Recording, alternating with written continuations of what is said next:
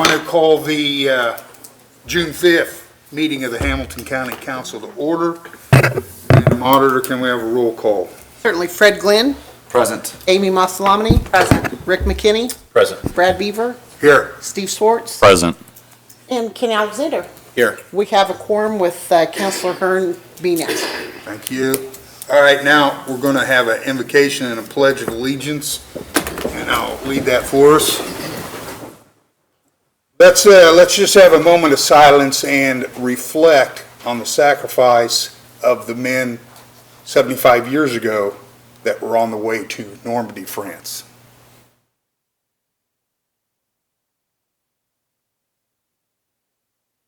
Thank you. I pledge allegiance to the flag of the United States of America and to the republic for which it stands, one nation, under God, indivisible, with liberty and justice for all. Think about that for a minute. Okay, I hope you've read, and I need approval of minutes from the regular meeting on May the 1st. So moved. Second, Mr. Chairman. Moved and second, all in favor? Aye. Opposed? That passes. This portion here is the public comments section. Anybody here that is not on our agenda that wants to speak to the county council, now's the time. Seeing none, we'll move forward. We'll go to committee and officer reports, the president's report. The only thing I have is a couple weeks ago, we met for the second time. Commissioner, we met at the 4-H considering renovations and expansions, different ideas for the 4-H and 4-H grounds. This had been our second meeting. We're kind of just going through different options that might be available. So anybody has any questions on what's going on there, it's just kind of in the thinking it through phase right now. Myself, a commissioner, Dan Stevens was there, Brenda Myers, Susan Peterson, Kathy Richardson, kind of a thinking it through type thing. Vice President. I don't have anything additional. Thank you. Highway Committee. We met this morning, and I think we'll have those items later on. One item that they indicated to us, which I think everybody would be happy, is that June 28th, 2:30 is going to be the opening of the Lowe's. Ooh, the flyover. Yeah. Long time coming. Finance meeting, we had no finance meeting. Personnel. We did meet, and there are several items on your agenda that we'll review here in just a few minutes. Thank you.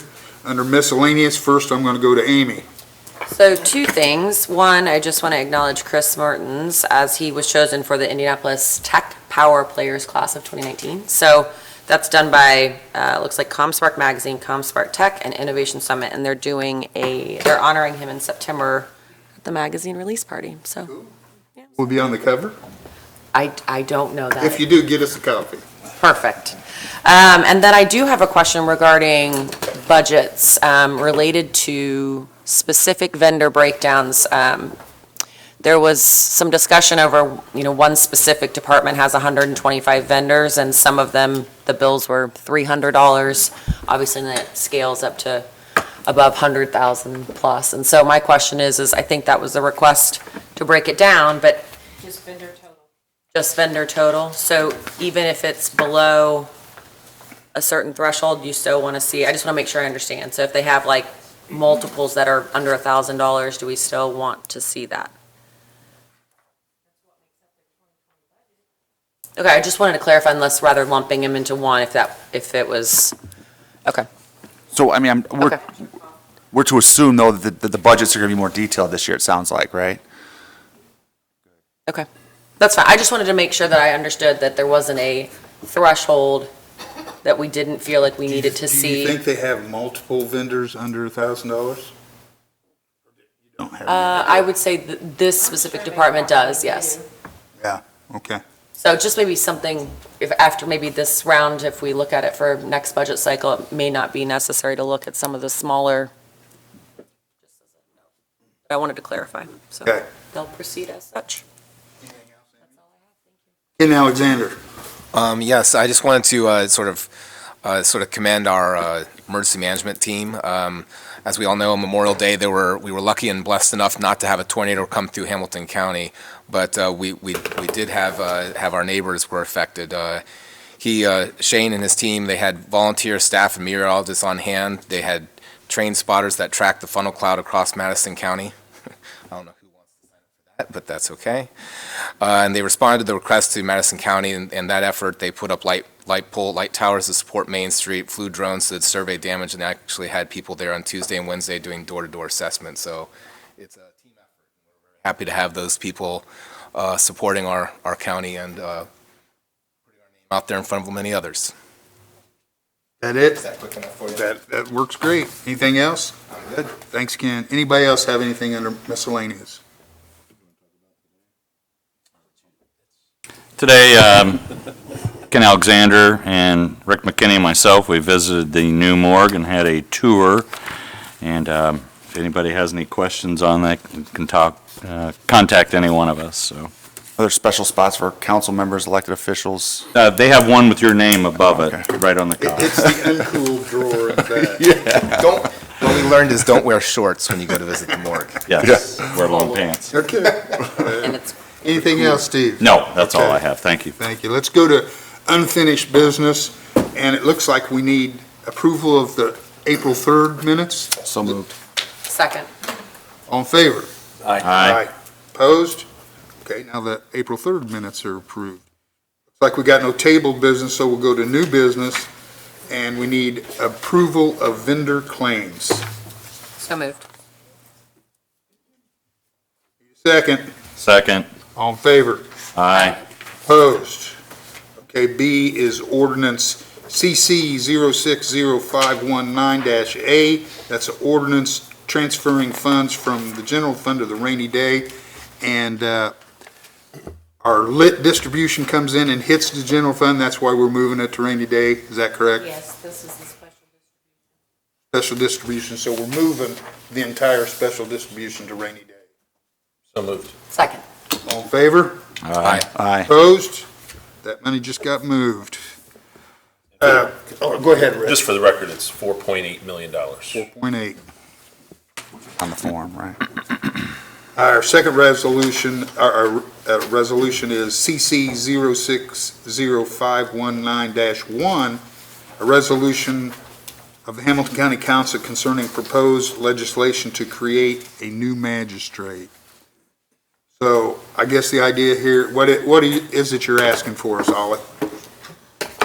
The Second. process of going before the Commission on Courts to request a judicial officer of whether a judge or a magistrate is they like a resolution from the county commissioners, a resolution from the county council, a letter of endorsement from the county prosecutor, and a letter of endorsement from the local bar association.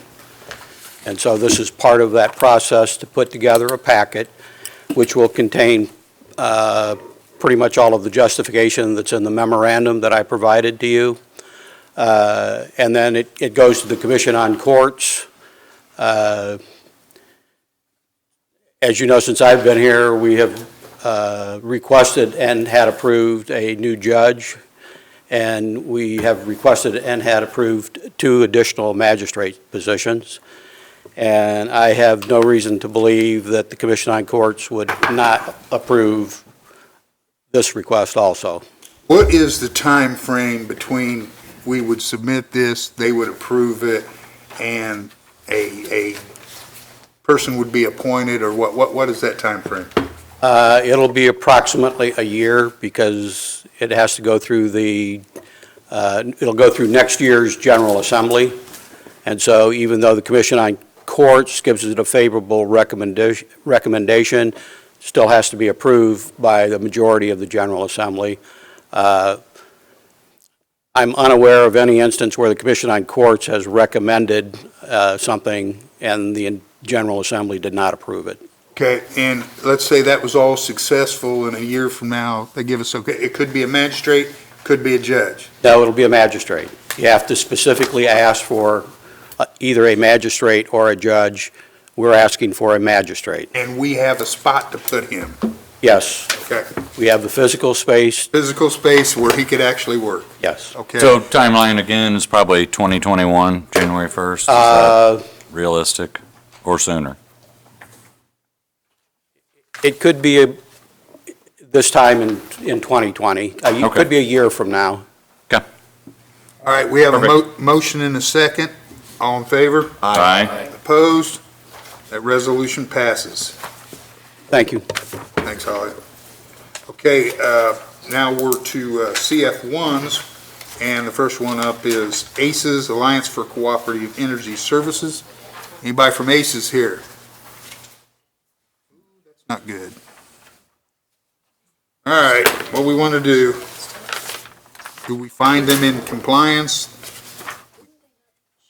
And Just a second, wait a minute. Have we not made a decision on that before? they were here last year, They were? Okay. yeah. No, my They question notified the is, show? Were they contacted?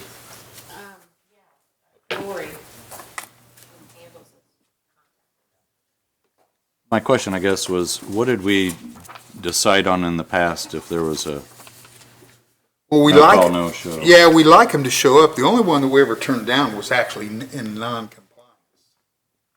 We actually took the abatement away. Right.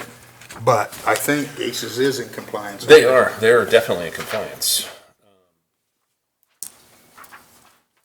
I would make the motion to approve it and find them in compliance, and then we Second. let them know that, Who's gonna let them know that? Will you? I can. Will you handle that, Rick? I would do it, absolutely. All right, there's a motion to accept the CF1. Now, is that the CF1s, do they have personal property and Yes, real property? I believe so. Okay. So we have, in the past, abated their taxes on real estate and personal property, and every year they got to be in compliance with the promises they made for additions to the tax base, people they're going to hire. The CF1 is a certificate that tells us they are in compliance. We have a motion and a second to accept their CF1 so they can continue to get their tax abatement. Got a motion second, all in favor? Aye. Anybody opposed? And Councilor McKinney will recommend to him that somebody ought to show up next year. Okay. With that, we'll move ahead, and we'll move to Beck's Superior Hybrids, and I believe there are representatives from Beck's here. I'll make a motion to approve. I'll second. Gentlemen, Wanted to make sure we had double. are you telling us you are in compliance with your CF1s? Yes, we are. Okay. I think I'm pretty familiar with the Beck since we have just did an abatement again this year for them. I think that was number 4, wasn't it, Sonny?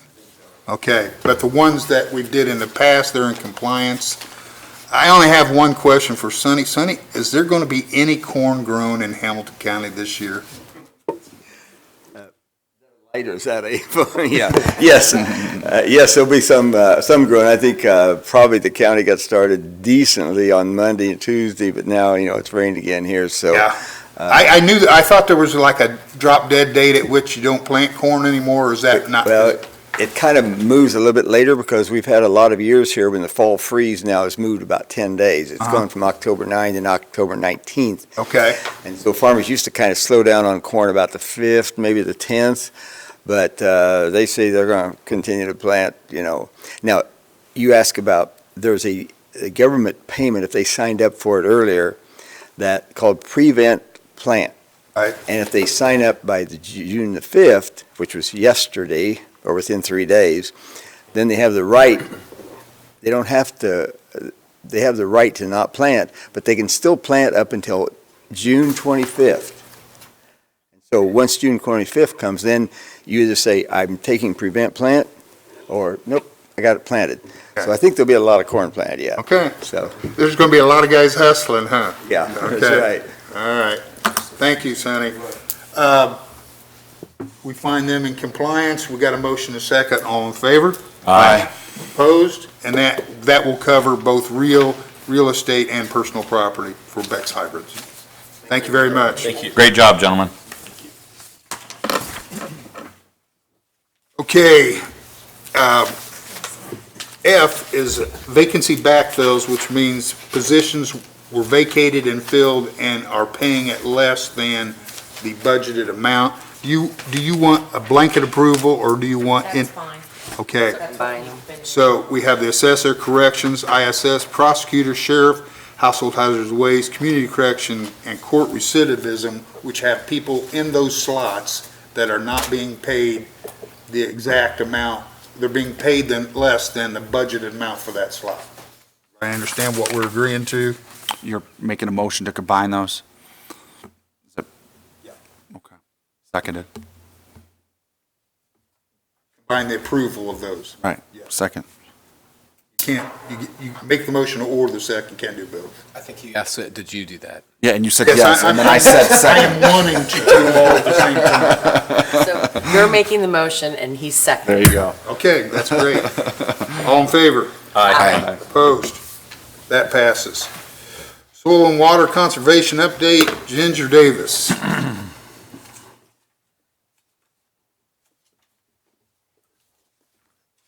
Good evening, council members. I appreciate your time. I just want to give you an update on some of the progress that we have had in our department, and thanks to the support you guys give us, we can do a lot of the great programs. So first of all, I want to talk a bit about our field trials and research that we've been doing in the ag sector. Got a lot of great partnerships out of that, basically looking at nitrogen rates within our corn and our beans and seeing how that is being uptaken by those plants. Partnering with Bex on some field trials with cover crops. Corn and soybean checkoff dollars are going towards those researches and those field trials, along with some of our soil health partnerships, dollars coming to the county. The Nature Conservancy is going to be supporting us with some of that research as well, with a grant. So bringing in a lot of dollars to the county with those programs. We also have started a new well program, so it's for private well owners.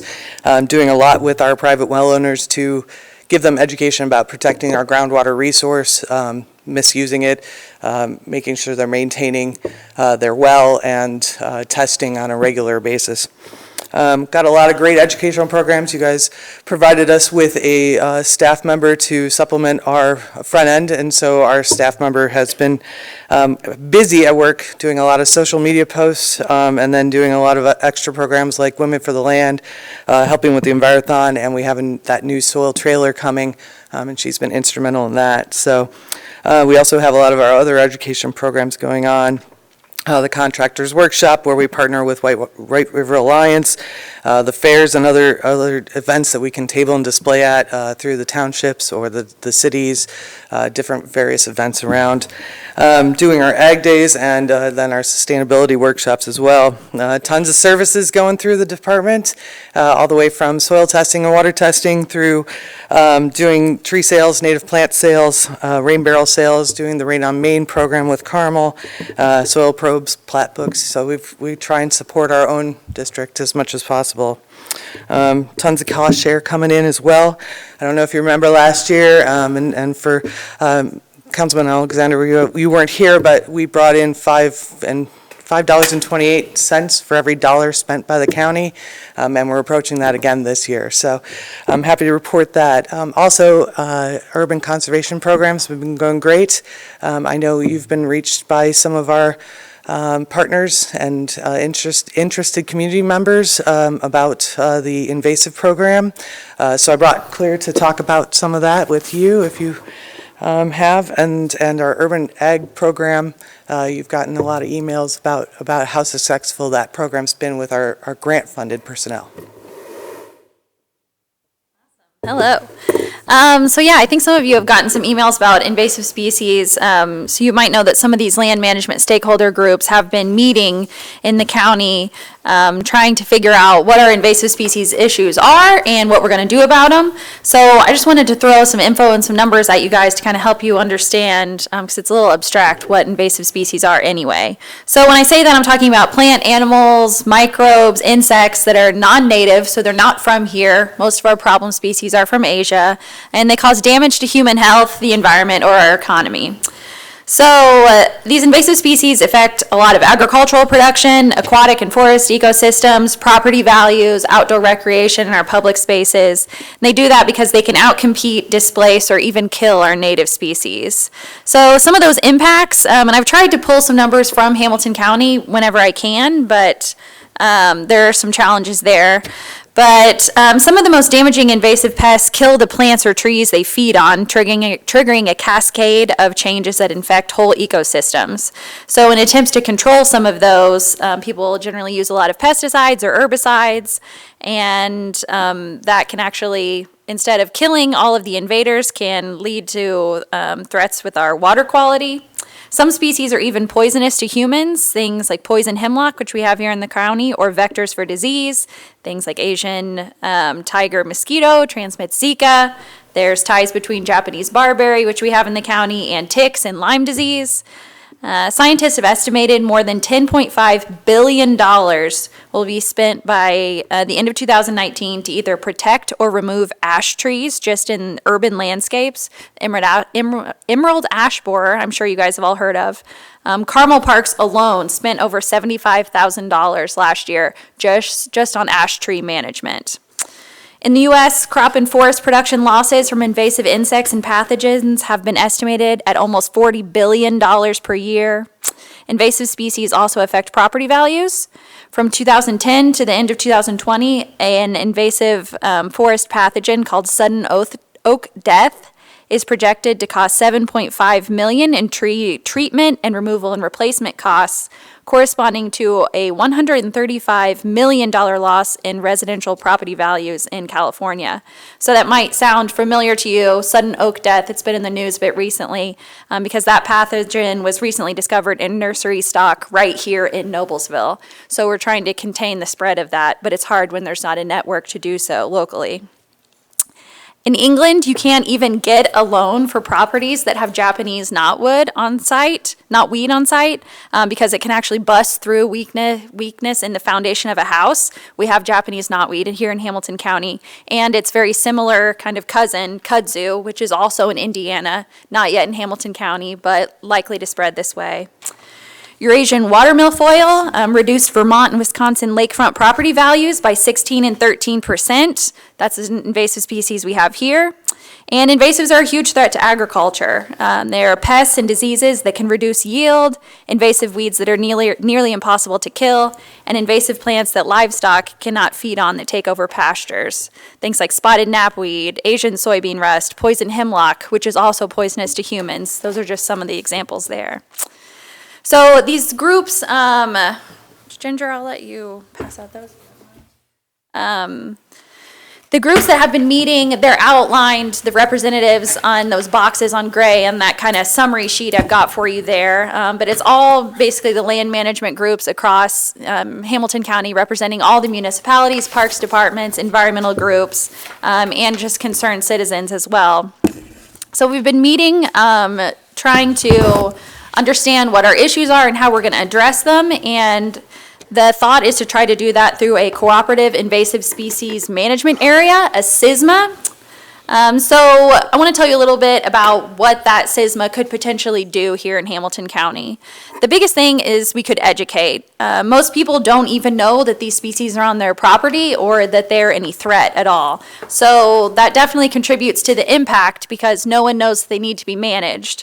So a CISMA could support collaboration between neighbors and adjacent property owners so that treatment can be effective, because it doesn't matter how hard you're working on one side of the property if right on the other property line there's invasive species growing there. Invasive treatment is an ongoing issue. Just because you take them out once, they can come back in a lot of different ways and mechanisms. So that's ongoing financial expenditures by different departments, especially our Parks Department, the County Parks Department, because it doesn't matter how much they spend. If they're adjacent invasive species, they'll just keep invading, and it leads to retreatment and retreatment and retreatment. Some other figures locally, Carmel Parks spent over $145,000 in 2018 fighting invasive species. They do a really good job monitoring what they're fighting, so that's why I can get a lot of really good numbers from them.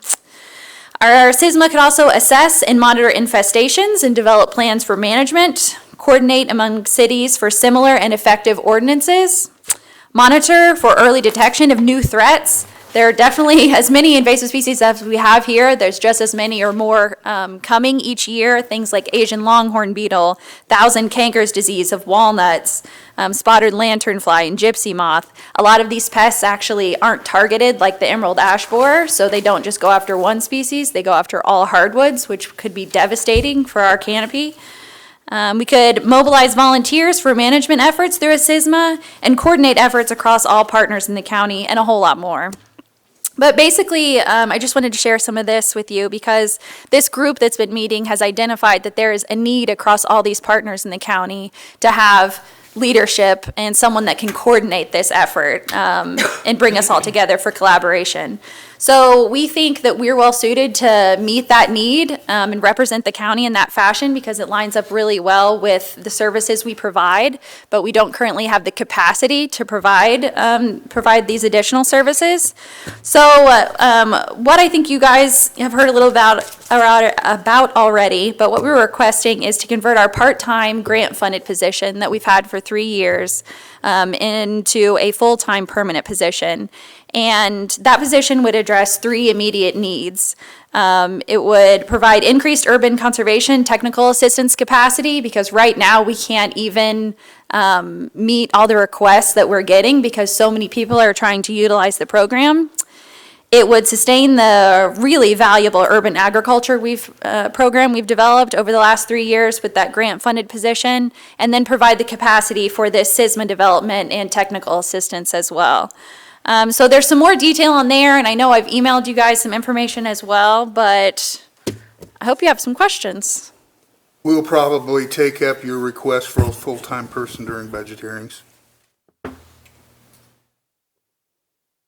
So, part of the request that I would have for you tonight is to consider that we have a valued personnel within our department now through this grant funding.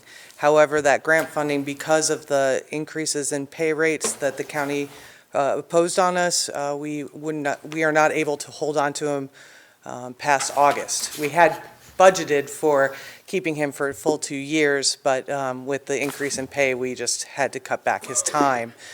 So we are lacking that position from August till the end of the year.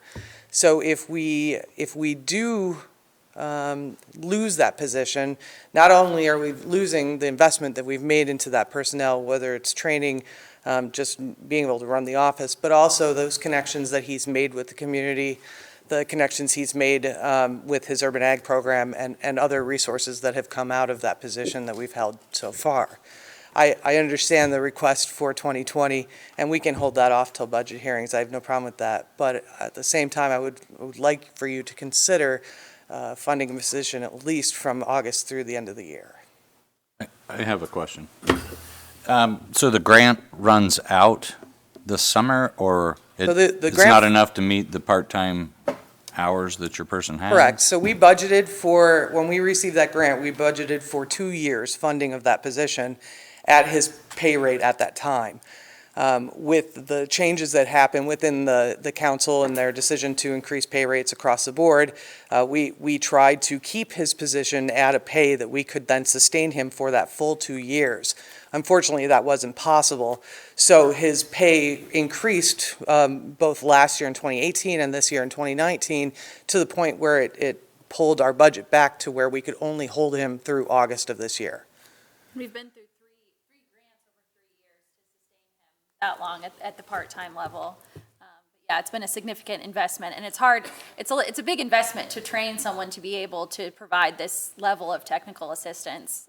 Well, then put in a request for an additional appropriation to make up the difference, and we'll rule on that if you get it in by the time that we have another meeting. Okay. Yep, that's what we... For the additional money you need for the part-time person. Part-time, okay. Understand what I'm saying to you? I do understand what you're saying to me. And we will take up the matter of switching that from part-time to full-time at budget hearings. Does the entire council agree with that assessment? Is that what we... We have nothing to vote on right now. No, I know, but the direction that we should take. Well, I think what we would like to do, it sounds like from Brad, that we'd at least like to review and have the opportunity to keep that person at the part-time level till we get to budget hearings. Yeah. This is the first time, Ginger, I guess, I'm hearing that you need to convert. Yeah, well, and it's appropriate time, so we're just coming up on the end. We've been searching for grants and other funding sources so that we did not have to bring this burden on to the county, and it's just not been fruitful. So it's now appropriate. I mean, we have still a couple months before that position funding does run out, so we can come to the July No. with that I'm just saying, request. Brad, the solution that he's offering you, Yeah. or option, is to maintain that person with the funding through the end of the year versus converting it, which is sort of anti what we've tried to maintain, adding positions at budget time for the next year rather than mid-year.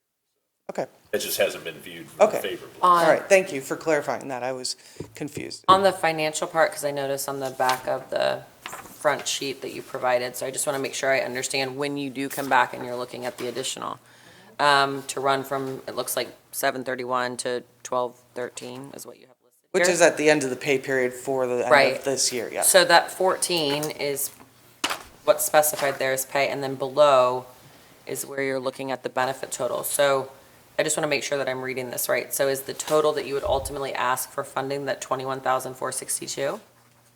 If we were able to convert to full-time, that would be what I would ask for. Right, but right now it would just be the 14,406 in order to get you through till It December. would actually be less, because the 14,406 would be at a full-time 37 and a half hours a week.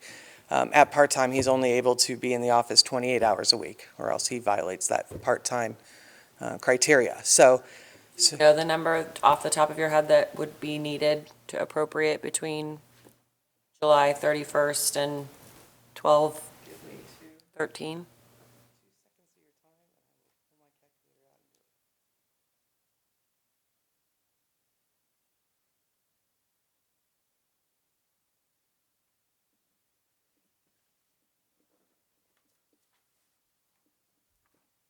$10,756.86.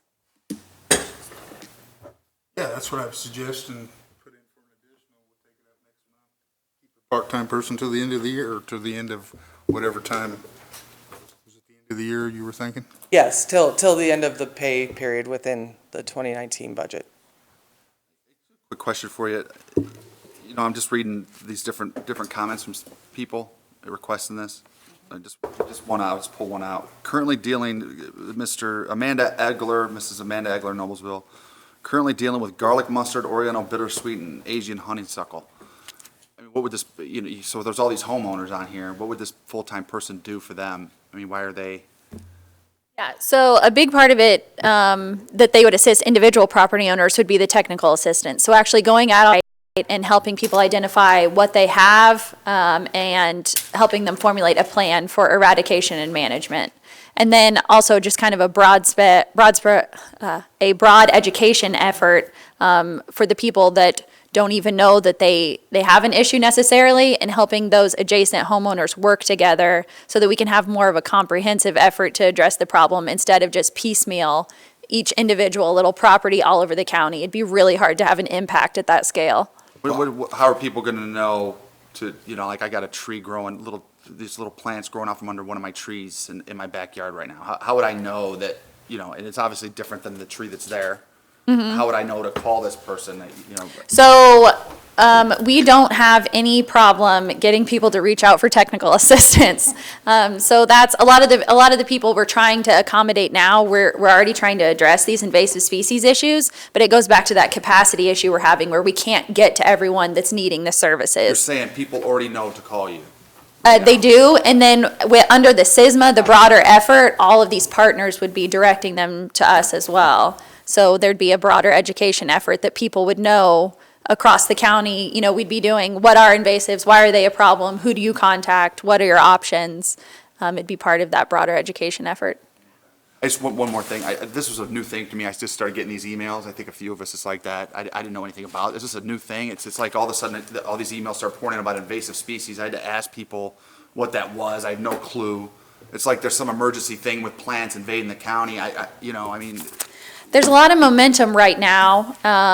It's not a new problem, but it's definitely awareness isn't high. There's a lot of momentum, especially with the terrestrial plant rule that the governor just signed, which actually bans, it does a few different things, but bans 44 different invasive plant species from being sold and things like that. It's been in the news a lot, especially with some of these different pathogens and calorie pair and things like that. So awareness is definitely rising, as are just the general infestation issues, and people are realizing that they need to take action and are looking for resources. So I sat in one of your SISMA meetings, and one of the things that came up is all the different municipalities that were there. They were talking about how they just want to talk with the same voice. They want to have the same structure of how they're tackling these, as they have different plants and species that they are not allowing in neighborhoods and things like that. And then, make matters to even pile onto that, I was actually doing a walkthrough on a project, a construction project, and we were actually carving money out of our budget for a park project in Carmel and Flowing Well, because they've along the waterway there. It's not things that are native, but people were having stuff in their yards. It's floating down the stream, and it gets in there, and it just starts taking over areas of that park. And they're actually having to go in there and remove it, or it just starts taking over and killing other species in there. And that, I know that Carmel's been on the top of it. I know Westfield was there. Everyone of the lower 6 townships were present, and I know some of the other folks have also spoken to this. But they're also, if I'm not mistaken, you're not the only people doing this. That there is municipal support for the local communities that would be going out and doing assessments as well. I know Stormwater and other people that go on sites, they identify this stuff as well. Is that accurate? yeah, potentially, and that would be another part of the effort through the SISMA, is just trying to educate those different organizations that are already going out and on site on these different places so that they can do identification and point people towards management resources, for sure. This is a bigger, I mean, how much bigger is a problem is this than it was just, say, 5 years ago? Does that mean? How new is like the? Some of these things can spread pretty exponentially, and a lot of it is through, there's a lot of misconceptions with some things like a honeysuckle, or maybe a burning bush, or something you have as a landscape feature on your property. People say, oh, invasive species, I don't have to worry about that. Mine doesn't spread. It's been right here for years, and it's not taking over my yard, not understanding that it's actually birds that are eating those berries and seeds and then flying over to Flowing Well Park or flying over Kotewi and dropping seeds there. So that's another thing I've been working on to try to get some information for you guys, working with county parks and our strong partnership there about the amount of time and effort and money they're spending managing invasive species on county park properties. And that's a thing the SISMA could do, could also lead people in capturing that information, more like Carmel's been successful in doing. But I know just offhand, working with Carmel Parks, just in volunteers, last year, they were valued at $16,500. With a partnership with DNR, they're getting value of invasive species management just at Kotewi through the prairie burns. It's valued at $20,000 to $30,000 a year. And they couldn't even estimate the number of man hours, actual staff hours they're using on invasive species. All he could say was many hours and many weeks. So the county, one way or another, whether it's highway or the surveyor's office or what we're doing or Parks Department, money is already going towards invasive species. It's just not in any kind of coordinated effort. So that's what we're trying to do with this SISMA. Claire, can I just ask one thing?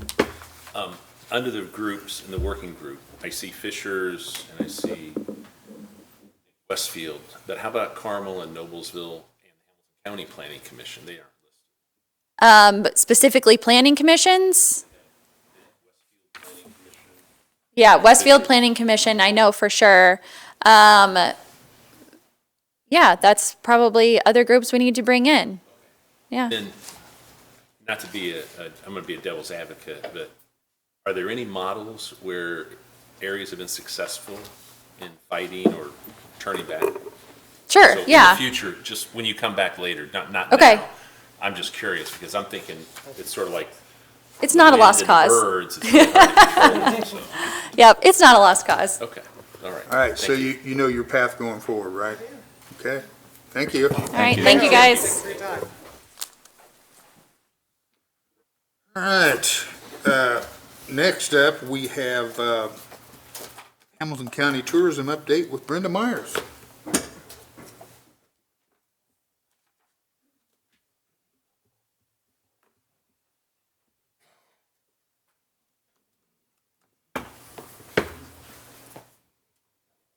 Good evening. Good evening. I provided a written report. I don't know if you have any questions about that. I do want to state that invasive species are a huge issue with the White River Vision Plan. I've learned so much about them and from Ginger and about the fact that when they populate the banks of the rivers, they have such shallow roots that they allow soil erosion, which causes silt, which is one of the many reasons why we have a brown river and not a white river. But anyhow, I always feel like there's connectivity everywhere.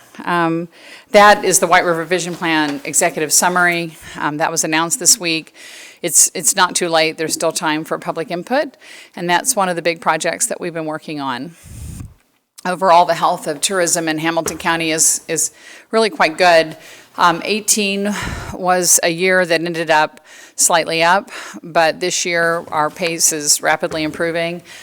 We've gotten through the 2 RFRA years. We had a shortage of group sales for 17 and 18, 17 and 18, and we're starting to see recovery in 19. Are there any other questions about projects that we're working on, or?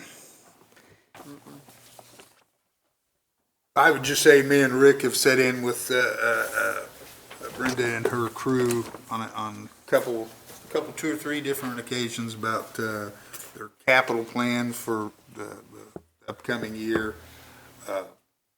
And it looked like they're going in the right direction. I think the reason Brenda's here this evening is so that she can make a request for the additional appropriation of her 2019 budget in July, and that would be like $1.5 million. That was what was held back? Yes, that was the number that was not appropriated out of the 2019 revenues. Anybody got any particular question? I would be in favor of it. I'm not speaking for Rick. It looked like they had several good projects going forward. I got any questions? That is the request you're looking for, right? Yes, sir. We would like to respectfully request the balance of funds. So there's no vote in front of us, but let's just go down and have a voice vote whether we would instruct Brenda to make a request in July for the balance of her 19 appropriation. Steve? Please move forward. Yes. Rick? Yes. No, go ahead. After you guys go ahead, I want to come back. Absolutely. Yeah. Looking at all the paperwork that she provided to us here. Brenda, were you going to talk about the vision plan tonight or not? I can answer questions about any one of our projects that we're working on. The vision plan is really a living document. We've been working with everyone from the county planning department, county parks, obviously, and soil and water, all the way to all the parks departments and planning departments with the Carmel Fishers in Noblesville. We would like, I think in the Destination 2020 grants that we have set aside for next year, we want to look at that sort of stretch of 146th Street down to 106th Street on both the Fishers and Carmel side. And because Conner Prairie is interested in putting in a White River Education Center, but we really want to tie that whole stretch together as one sort of jewel on the crown. Strawtown-Catawba has already been identified and is already well on its way to being the crown. And then, obviously, we've been working with downtown Noblesville, and you're finishing up between the two, you and Noblesville, the last stretch of the Riverwalk, I believe, that's in planning. The Logan Street Bridge expansion. We have some projects already in play. There's another funding part of that we decided not to move forward just for lack of funds, and that is that understanding water retention. And so we can set that one aside for a while, but the governance structure for the White River Vision Plan, the 2-county structure, is in production. I mean, we need to have a lot more thoughtful conversations about it, as to how that sort of management structure occurs. That's probably the hard work really occurs now, right? When you have to actually execute the plan. I So. read all 200 pages. But Did you? Oh, Page you did. 194, Principle 9 is the one that's probably nearest and dearest. And that's protecting private ownership. Yeah. Contacted me and very concerned farther north in a more rural area, that they farm and are close to the river, and they just want to make sure that, they're not going to be encroached upon. And reading your document and what we've talked about, I'm confident that you're not looking for that. And so I'll be reassuring those people. Thank you, Rick. That is really important to us. I mean, so thank you. I recognize that even if it's written down, there has to be a trust, right? That, I think I mentioned to you when we text chatted that at one point, one of the residents said, why do you keep coming back? And I go, because I want you to really understand that we're really not going to try to seize your land, but I understand why you think we are, because there's some historical, I think Brad can share some of those. He's still in post-traumatic stress. No, there are some historical times in which organizations have marched into the county and said, we're going to do this thing. And this is a people-driven plan, and we're not going to take any land. First of all, we don't have the right, and secondly, it's not appropriate.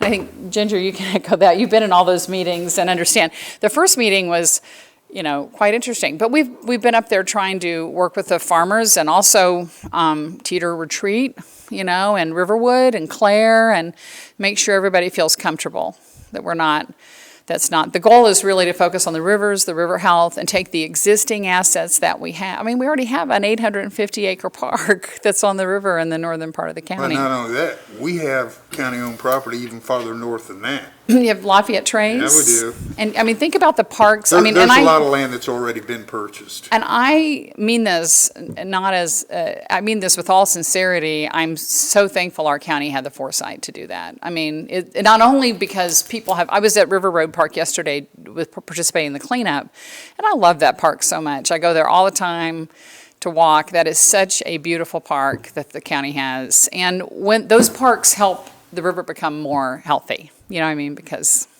they took good care of them. And Brenda, I also just recently came in contact with somebody who is in the gymnastics business. Mm-hmm. And they shared with me that they've either outgrown Grand Park Event Center, or it's not available when they want to.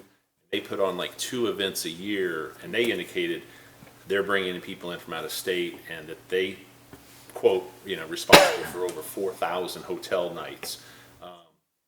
So I pointed them in the direction of that new Embassy Suites in Noblesville after we'd had that State of the County address that Steve Dillinger did, and that room was packed, but it looked like the ceilings were high enough that they could put up their equipment. So they were going to contact them because they were searching whether you're going to have to go out of county for their next event. And I was trying to urge them to stay in county. I assume have they reached out to our sports authority, do you think, or? I don't know. I mentioned your name to Okay. them. and Please we can do. talk. We'll be glad to We're work. having lunch tomorrow, so. Okay, please encourage them to reach out to us, because we have, Karen's here and she can address we've had a gymnastics need for a number of years. Ceiling height is huge, obviously, and the fairgrounds is not quite, as I understand, is not quite tall enough, right? All right, so, understanding. You and I are having lunch tomorrow. So Oh, that's right, you and I are, yes, we can talk a little bit more about it, Yeah. but please also encourage them, but that's one of the things we do, right? So, and it may be that, I don't know if they've tried the 2 field houses, whether they would be available non-peak season. Yeah. Right. I mean, they have pretty high ceilings. No, thank you. Thanks for the opportunity to come and update you, everybody. Thank you. Thanks. Thank you. All right, so you're going to put in for an additional next month, right? Okay, good deal. All right, moving on,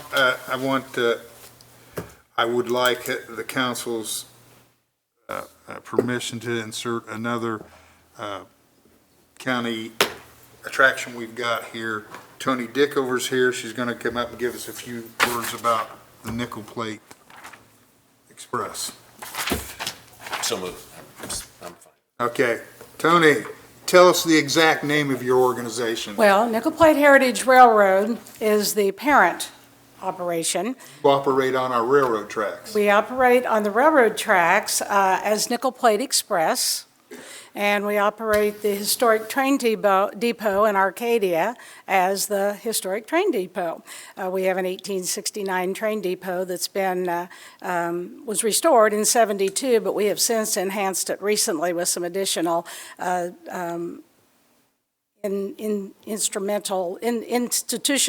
instructional documents that we've put in there.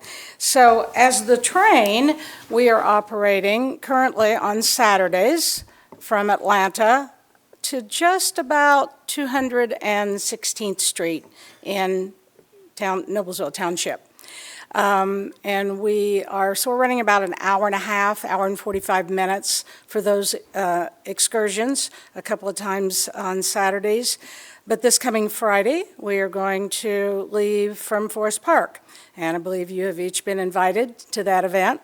We are leaving from Forest Park at 8 o'clock, and we're going to travel an hour's round trip just to see what the train looks like from that direction. This will be the first time. So this is your first venture into Forest Park since the other train organization went away? That's correct. And we are operating from the green space where as those of us from olden days in Noblesville remember, is where the old cabin was. Oh, okay. So we'll be there. So we're not within the fenced area at this point in time. So we'll be getting on the train at that point and going north and coming back south. And of course, as you know, this is another history piece for us. It is a historic train, 1956, and it's a pretty awesome experience if you haven't had a chance to try it yet. So hopefully you will. Are your cars air conditioned? Yes, they are, Brad, most of the time. Okay, so these trains were built in it's either yes or no. They were built in 1956. They are air conditioned, yes. Do we have some problems with maintaining heat and air conditioning? Sure. I can understand having problems with the 56 air conditioner. You're the guy. So again, we hope to have comfort in there. We do have some fans and other things that we can keep you comfortable if that doesn't work. And the dining car is always nice and air conditioned. So on the 7th, you're coming into Noblesville, and then I see on July the 4th, you're coming into Noblesville. That's the only two? Yeah, on the 4th of July, we're going to run some excursions back and forth from Noblesville north into or past Cicero. This is not an event to take people from fireworks to fireworks. This is just, we've got festivals going on in Cicero. We've got festivals going on in Noblesville because it's going to be at the park this year. So this is just an event to take people back and forth, around trips, so that they can see what it has to offer. We actually did this on the 25th. Arcadia had a spring festival, and we had 140 riders on 4 trips that Saturday. But as of right now, as a Noblesville resident, that's the only 2 that's coming into Noblesville? Right now. That's correct, yes. We're working on that. Okay. It takes some time. So you do have in your information a letter that kind of gives an idea of some of the events we have coming up. And as I say, if you are able to join us on Friday night, I think you'll like it. Storms or not, we do good in storms, okay? We're pretty steady. Okay, thank you very much. You're welcome. Thank you. All right, now we're going to go to additional appropriations. At this time, I will open the public hearing concerning additional appropriations. The first one that we have here is a county general request for $9,570. This is for the part-time intern I talked to you about months ago. I got a 144 job description, and the $9,000 would have been what it would have took for about a year, but we're about halfway through. But we need to have the money before I can advertise for the part-time intern position. So moved. All in favor? I have just a question. Go ahead, Steve. This part-time, is this for the county council? Yes, county council part-time intern. Okay. that a yes or no? No. I'm a Okay. no. 2 noes, 4 yeses, that passes. Emergency management transfer. So moved. Second. Favor? Aye. Aye. Opposed? Passes. Fund 1025. What is Fund 1025? Airport Authority.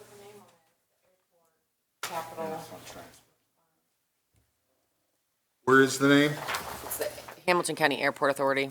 Oh, I understand that, though. Oh, you did? I thought you said you did. No, that's on. All right, Mr. Koza, come on up here. Mr. Koza wants to buy an instrument that tells you how high the clouds are, and it's called a It's a salometer. bolometer. So moved. Second. All in favor? Aye. Wait. Discussion. Got a motion in a second. You want to have discussion? It's just a replacement for an existing one. Yeah. Did it break or? Huh? It's aging. We had one failure last year, so we were trying to be proactive on it. Okay. All in favor? Aye. Opposed? You can get that Salometer. bolometer. Thank you. Or you could call it a ceiling-ometer. Where the cloud ceiling is. Thanks, Brad. Okay. C is Fund 1176 Motor Vehicle Highway requesting $2,490,000. So moved. Second. Rick, you want to give us a Yeah, what this is, rundown? no new money involved. It's change in state requirements. Have not just the money segregated into an account, but then have a sub-fund segregated within that account. So would you call this a grant fund that's already been appropriated? Not necessarily. So, Fred, you were right. Yeah. So on this one, we would normally have a sponsor. It does have Steve Schwartz sponsored. I think that's SS, isn't it? Oh, okay. It's not on here. That's on the agenda. Okay. All right. We got a motion and a second. All in favor? Aye. Opposed? That passes. Fund 1176-1173, is that motor vehicle highway? Yes. Restricted? They Same want thing, same thing. $2,219,000. Just moving money. So moved. Second. All in favor? Aye. Fund 2100, adult probation user fee requesting $20,000. So moved. Second. Favor? Aye. This is not new. Okay, I see it. Never mind. Aye. Opposed? That passes. Fund 4907, highway special request, $77,324. Second. What is the highway special request, Rick? This is construction inspection, I believe, All right. Perfection. sponsored by Steve. Okay. That passes. We voted on that, right? No. All in favor? Aye. Opposed? That passes. Go to G, Fund 4911, alcohol and other drugs. So moved. Second. All in favor? Aye. Aye. At 800 and 800. Okay, Fund 8221, reimbursement fund appropriation $50,000. So moved. So moved. And just to tell you how long sometimes things take, one of these, 37,000, is our reimbursement for a college project that was approximately 12 years ago. Government moves quickly on that reimbursement. All in favor? Aye. Aye. Opposed? That passes. Fund 9132, JDIA grant transfer, $1,000. So moved. Favor? Aye. Aye. Opposed? Okay, Fund 9138, Johnson K-9 Grant Application, or Appropriation, $1,610. So moved. Second. All in favor? Aye. Opposed? And Fund 9141, 2019 Community Crossing Grant, $1,400,380. What is, that's highway funds So again, moved. isn't it? Yes, this is Second. appropriating the match and the grant appropriation. The 196th Street and 146th Street paved. Okay. All in favor? Aye. Opposed?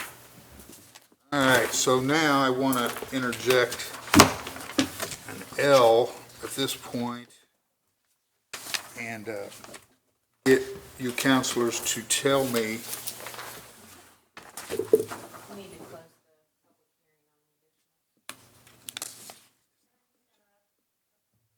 Yes, ma'am. We wanted to do just a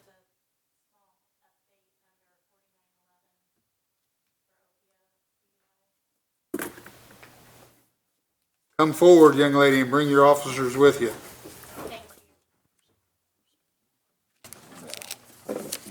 If I may approach it, yes.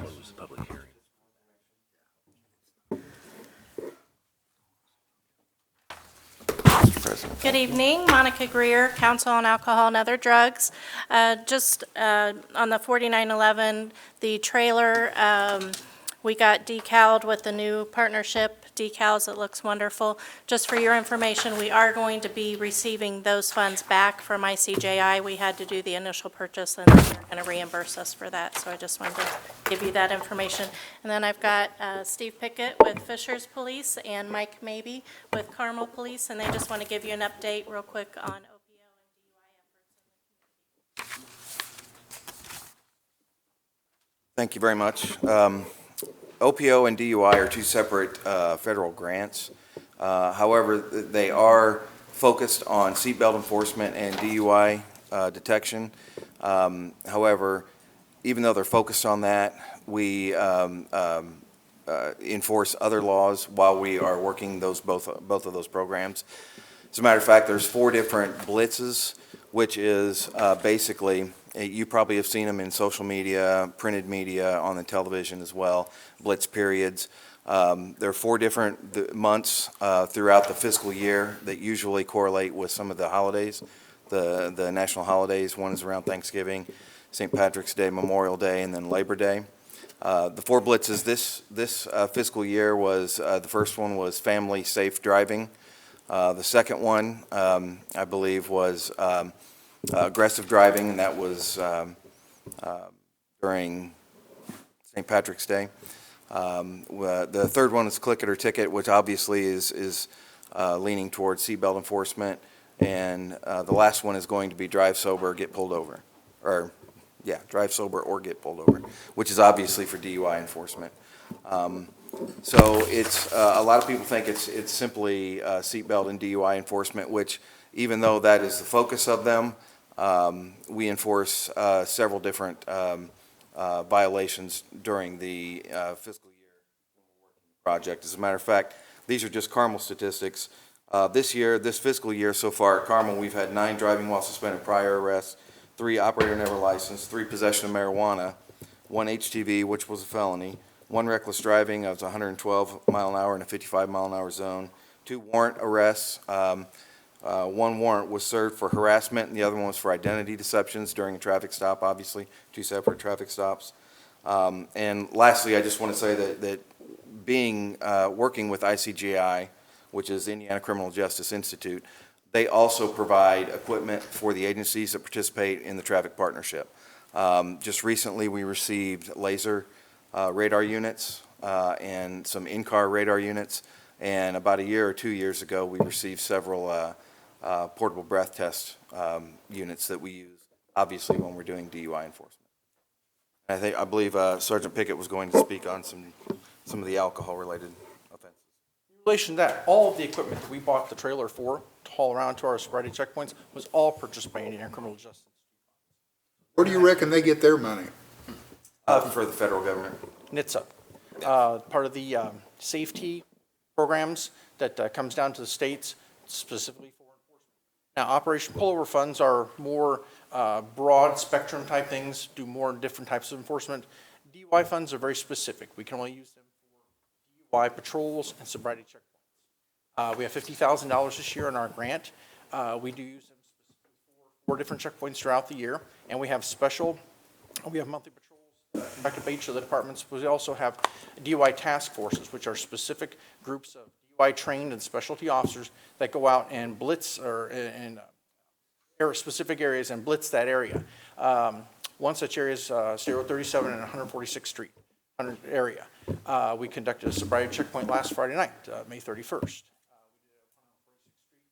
Way in front of the SMC plant. We made 3 OWI arrests, one involving DUI drugs, 2 other traffic arrests, an additional charge, one of those subjects for possession of marijuana. And we only checked 80 cars in a span of about 3 hours. The fact that, traffic leaving the concert thing, we start early, reflecting we're targeting the time of day when we can get the most OWI arrests. In your package, you will find some paperwork showing graphs based on time of day of week, and daytime or month during the year, which we target our enforcement efforts. We try to, every year, take a meeting and plan where we're going to do our sobriety checkpoints throughout the year and conduct our sobriety focused patrols. Also, you'll see drug and alcohol-related offenses in Hamilton County in 2018 page. You'll notice we had 616 OWI arrests, misdemeanors. We had 89 prior or felony arrests for OWI, but you'll also notice that OWIs with the BAC of 0.15 or more, the higher level, both of those are higher in both those categories. So we obviously have a DUI problem in Hamilton County. So that's why we use these funds to target specifically the areas we need to, the times of the day we need to. You won't see us doing a sobriety checkpoint at 4 p.m. on a Tuesday afternoon. That's not really when our target population is out. We're doing them more on Friday and Saturday nights. I'm sorry, did you say that there should be something in it that says time of day? I don't see anything in here. I'll email those out. Okay, all right, thank you. I'm sorry, I thought she had the graphs in there. No, this is very good information, so thank you very much. Okay, does any one of you have any questions? I'm just looking at this right here, this 116th Street, this collisions in Carmel. It's most of the high percentage of collisions are along 116th Street there? Yeah, it's just the sheer volume of vehicles that go through there on a daily basis. Obviously, with construction going on, we try to move them around from time to time. And yeah, but if you notice, if you look also, there's no serious bodily injury or no fatalities in the area either. And that's only on, the only injured, 96 in Keystone, 146 in Hazeldale, State Road 37 and 146 are the biggest injury intersections. No fatalities on any of them. Yeah, correct. And we use these funds to target seatbelts, speeding. So we reduce the number of crashes and injuries in our county. We all agree that there's too many fatalities in our county, too many fatalities year over year, too many crashes. So we're trying to target our efforts to try to reduce these numbers and try to reduce the numbers of injuries involved in crashes or resulting from crashes. Really our whole goal. So it's very important that we get these funds every year. We do use them and spend our funds up every year. Thank you. Yeah. Thank you. Now, are both of you from Fishers? No, I'm from Carmel, he's from Fishers. You're from Fishers? Yes, sir. You got a new patrolman down there named Schallberg? Sorry? You got a new patrolman down in Fishers named Schallberg? I believe we do, yes, sir. Okay, We've you got tell an him, old you guy tell him I said hi, okay? Will do. All right, Yeah, thank sure. you. He'll do that right when he walks out of here. Thank you. Yeah. Is that Randy's son? Wow. Yeah, he moved back up. Okay, now we need to close the public hearing on additional appropriations. And now, can you guys kind of run down for me what the general dates? Remember, I sent you that email about 3 dates that might be available for us to meet with the county commissioners? I thought I emailed you back, I don't have. Yeah, I didn't ask for an email. I asked you to bring those dates to tonight's meeting. Oh, okay. Ken? I said the 20th, or I could do the 26th, I believe, was the other one. 20 or 26? As long as we're out of here by 5:30. There's no guarantee on out. That 26th is that elected official bus tour for the parks. Okay, what do you got? That sounds great. I'm That's good two- for most of all those dates, so I'm fine. 20th, 26th. I could do either one. 20 or 26 is 2 dates, right? Okay, what are you saying? 20th, 26th, 28th. There's 2 ribbon cuttings on that day, one for the jail. That might not be the best one, huh? 20, Pack it all in. Okay. Rick? Well, my schedule's changed since I sent that email, but the 26th and 28th at 4:30.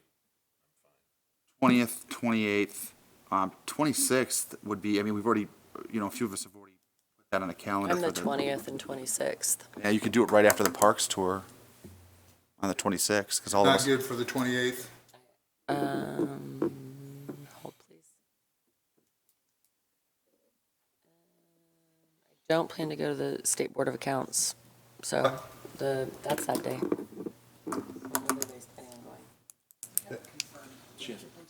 Oh, it's just sitting in my inbox as pending. Got it, okay. So I could potentially do that, yeah, the 28th. Do Looks, you want to do that on a Friday at 4:30, though? not especially, I just not especially want to do it at 4:30 either, but these are the parameters I've been given by the commissioner. So the 20th, we can get 4 counselors. The 26th, we can get 4. We might get 6 on the 28th. What Can't make the 26th. I'll make the Ken, 26th. Alexander? Just No, say- you can't make the 28th. The 28th is difficult, but I mean, I will I'd say no do on whatever the I 20th. can. Friday at 4:30. I don't think Friday at 4:30. Friday's a bad idea. I just think that's, unless you want to do it in the morning. They said 4:30. Right, so. What'd they say for the 26th? I'm supposed to give them 3 dates, and they want to start at 4:30. Okay, well, so the 20th and the 20, 26th is what I'm 20 and hearing. 26, is that what you want to do? That would be ideal. Yeah. Rick? If it comes down to the 20th, I'll make it. Okay, that's what I'll tell them. Basically, nobody wants to do the 28th.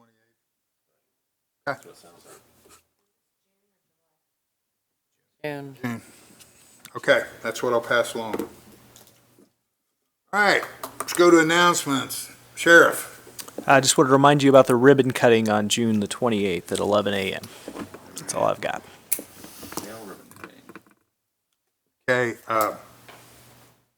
Council Attorney? Nothing from me. Madam Auditor? Yes, each year, we usually have a shortfall after our June settlement, and I do request an interloan, or an interfund loan. And so I need to have you approve $2,556.33 to be moved from county general to the animal control GO bond until the end of the So moved. Second. Favor? Aye. Is that, didn't you have one for like 3 cents or something? 16 cents? That'll be in July. Okay, all right. That's all I have. That's all you have? Oh, Brad, I can tell you, settlement is done, and is that going out tomorrow? I believe. So, What? settlement is done, and I believe that goes out tomorrow, so Okay, it's good for everybody. good. Thank you very much. We got our COIT distribution, the settlement's done. Anybody else got anything? No. We're adjourned.